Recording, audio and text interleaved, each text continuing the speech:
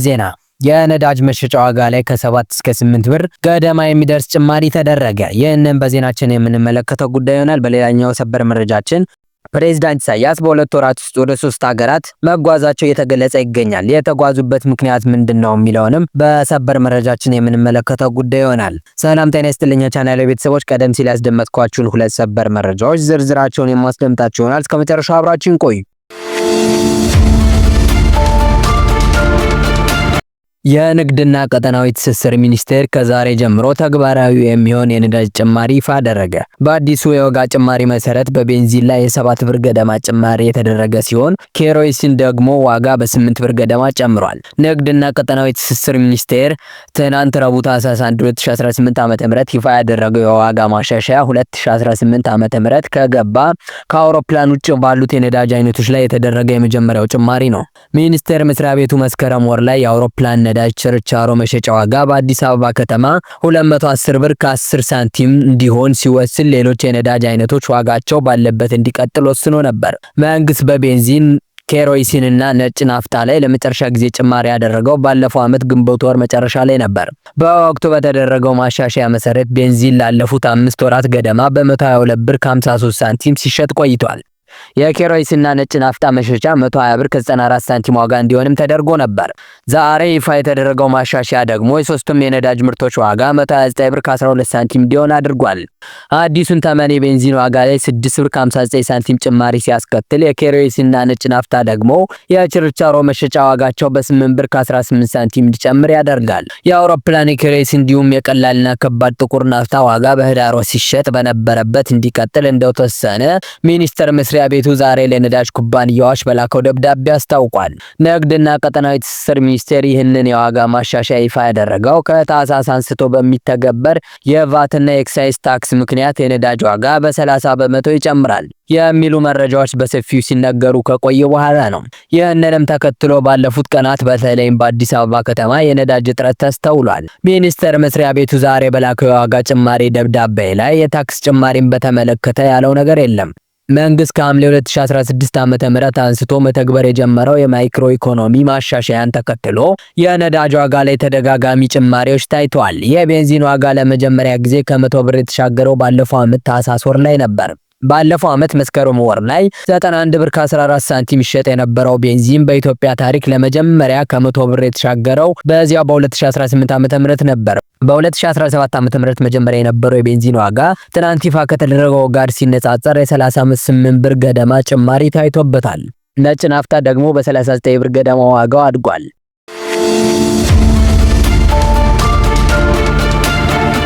ከኢትዮጵያ ጋር እየተካሰሱ ያሉት የኤርትራው ፕሬዝዳንት ኢሳያስ አፈወርቂ በዙሪያቸው ካሉ ሀገራት ጋር ያላቸውን ግንኙነት በማጠናከር በሁለት ወራት ውስጥ ሶስተኛውን ይፋዊ ጉብኝታቸውን በሳውዲ አረቢያ ለማድረግ ሪደር ገብተዋል። ከጠቅላይ ሚኒስትር አብይ አህመድ ወደ ስልጣን መምጣት በኋላ ዋነኛ የተደጋጋሚ ጉብኝታቸው መዳረሻ ከነበረችው ኢትዮጵያ ጋር ሆድና ጀርባ የሆኑት ኢሳያስ አፈወርቂ ፊታቸውን ወደ ሌሎች ሀገራት አዙረዋል። የፕሬዝዳንት ኢሳያስ ሳውዲ ጉዞ ከተለመደው የሁለትዮሽ የጋራ ጉዳዮች ባሻገር በውስጡ ምን እንደያዘ ባይጠቀስም ለኤርትራም ለኢትዮጵያም ወዳጅ የሆነችው ሳውዲ አረቢያ በተፈጠረው ውጥረት ዙሪያ ተጽዕኖ ሊኖራት ይችላል። በአውሮፓውያኑ 2018 በኢሳያስና በአብይ መካከል በሳውዲ አማካኝነት የተፈረመውን ስምምነት የሚያስታውሱት የአፍሪካ ቀንድ ጉዳዮች ተንታኙ አብዱራህማን ሰኢድ አቡ ሸሂም ግምታቸውን ያስቀምጣሉ። ከፕሬዝዳንት ኢሳያስ ጉብኝት ጋር ሳውዲ የተበላሸውን የኢትዮጵያና የኤርትራ ግንኙነትን ለማሻሻል ከዚህ በፊት የተፈረመው ግንኙነት የሚያንሰራራበት እድል የሚኖር ከሆነ ሊመከቱ ይችላል ይላሉ። በትግራይ በተካሄደው ጦርነት ውስጥ የኢትዮጵያ መንግስትን ደግፈው ሰራዊታቸውን አሰማርተው የነበሩት ኢሳያስ ጦርነቱን ካስቆመው የፕሪቶሪያ ስምምነት በኋላ ከጠቅላይ ሚኒስትር አብይ ጋር የነበራቸው ጠንካራ ወዳጅነት አብቅቷል። በተለይ ጠቅላይ ሚኒስትሩ የኢትዮጵያን የባህር በር የማግኘት ጥያቄን አጥብቀው ማንሳታቸው በኤርትራ በኩል ስጋትን ከመፍጠሩ ባሻገር በሁለቱ ሀገራት መካከል ደግሞ ጦርነት ሊቀሰቀስ ይችላል የሚል ስጋትን ፈጥሯል። በአካባቢው ያላቸውን ተጽዕኖ ለማጠናከር ከተለያዩ ሀገራትና ወገኖች ጋር ትብብራቸውን እያጠናከሩ ያሉት ሳውዲ አረቢያና የተባበሩት አረብ ኤሚሬቶች ፉክክሩ ለፕሬዝዳንት ኢሳያስ የሪያድ ጉብኝት ምክንያት ሊሆን እንደሚችልም አብዱራህማን ይናገራሉ። ፕሬዝዳንት ኢሳያስ ባለፉት ጥቂት ወራት ከየመን ውጭ ባሉት ዋነኛ የቀይ ባህር ተጎራባች ሀገራት ያደረጓቸውና እያደረጉት ያለውን ጉብኝት የኢትዮጵያ የባህር በር ፍላጎት እየተጠናከረ መምጣት ምክንያት ነው የሚሉት የአፍሪካ ቀንድ ተንታኙ ይህ ሁኔታ ለቀጠናው አስጊ ሁኔታን በመፍጠሩ ለመነጋገርም ሊሆን ይችላል ሲሉ ይገምታሉ። በኤርትራና በኢትዮጵያ መካከል ያለው ውጥረት ከዛሬ ነገ ሊፈነዳ ይችላል የሚል የጦርነት ስጋት ተፈጥሯል። በተለይ በሁለቱ ሀገራት መካከል ያለው ፍጥጫ በዚህ ዓመት እየጠነከረ መጥቷል። በዛም ለተደጋጋሚ ጉብኝት ከኤርትራ የመውጣት ልምድ የሌላቸው ፕሬዝዳንት ኢሳያስ አፈወርቂ ባለፉት 2 ወራት ውስጥ ግን 3 ጉብኝቶችን በቀይ ባህር ዙሪያ ባሉ ሀገራት ውስጥ አድርገዋል።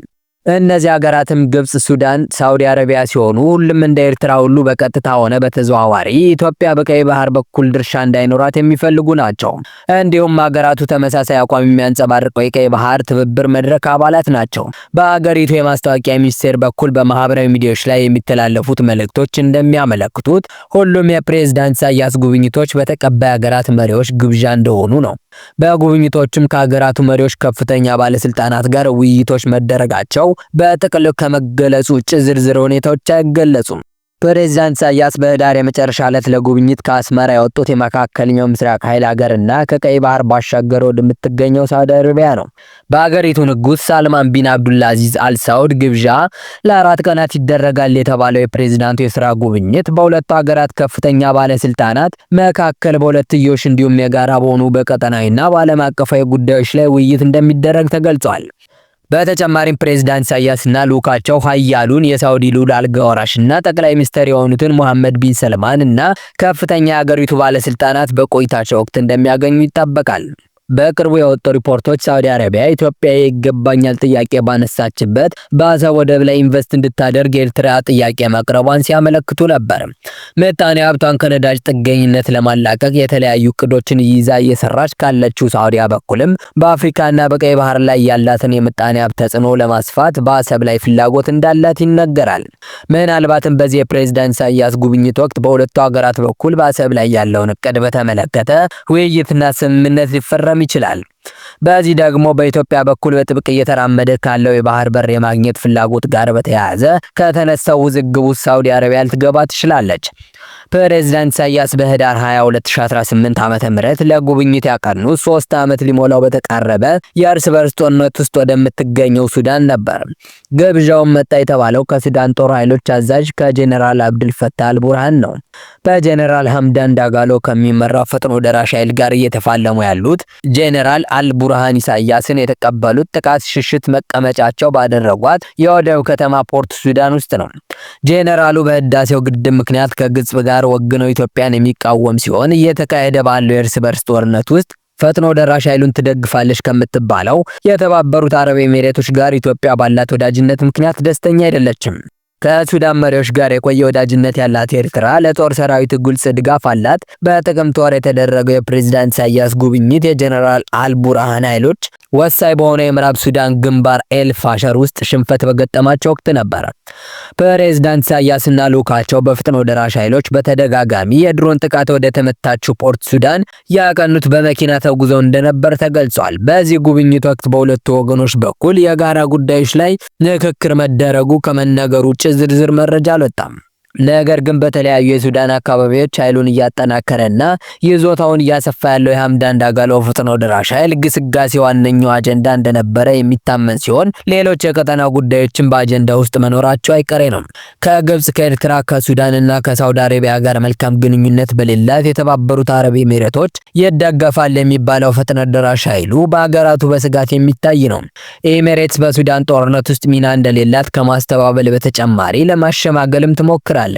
ፕሬዝዳንት ኢሳያስ ኤርትራ ከኢትዮጵያ ጋር ያላት ግንኙነት ከተበላሸ በኋላ በታላቁ ህዳሴ ግድብ ምክንያት ከኢትዮጵያ ጋር ከምትወዛገበው ግብጽ ጋር ወዳጅነታቸውን አጠናክረዋል። በተደጋጋሚ ወደ ግብጽ ከማቅናታቸው በተጨማሪ ፕሬዝዳንት አልሲሲም ወደ አስመራ ሄደው ሶማሊያን የጨመረ የኢትዮጵያ ተቀናቃኝ ትብብር መመስረታቸው ይታወሳል።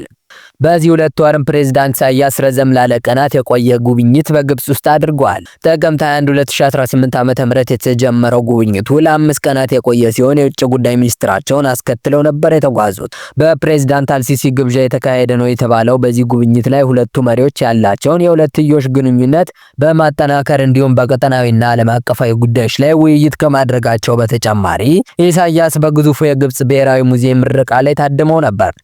በጉብኝቱ ማብቂያ ላይ ከፕሬዝዳንት አልሲሲ ጽህፈት ቤት የወጣ መግለጫ ደግሞ በሁለቱ ፕሬዝዳንቶች ውይይት ወቅት ግብጽ የኤርትራን ሉዓላዊነትና የግዛት አንድነት ለመደገፍ ቁርጠኛ መሆኗን በመግለጽ በተዘዋዋሪ የባህር በር ጥያቄ እያነሳች ላለችው ኢትዮጵያ የተላለፈ መልእክት ነው።